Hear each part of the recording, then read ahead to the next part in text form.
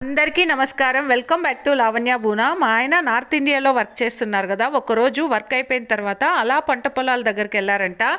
అక్కడ ఎక్కువ గోధుమలనే పండుతాయని మనకి బుక్కుల్లో చదువుకున్నాం కదా. ఆ గోధుమ పంటల్ని నేరుగా చూస్తున్నారు ఆయన. అక్కడ పిలిచి వాళ్ళని గోధుమ పంట గురించి అడిగితే వాళ్ళు చెప్పారంట 6 మంత్ లోపే ఒక పంట మాకు చేతికి వస్తుంది. ఒక పంటకి మేము 2 టైమ్స్ మాత్రమే నీళ్లు పెడతామని చెప్పి. చూడ్డానికి భలే ఉంది కదా. ఏ పని కూడా కానీ పైన చూడ్డానికి సూపర్గా ఉంటుంది. చేసే కష్టం లోపల చేసే వాళ్ళకి మాత్రమే తెలుస్తుంది.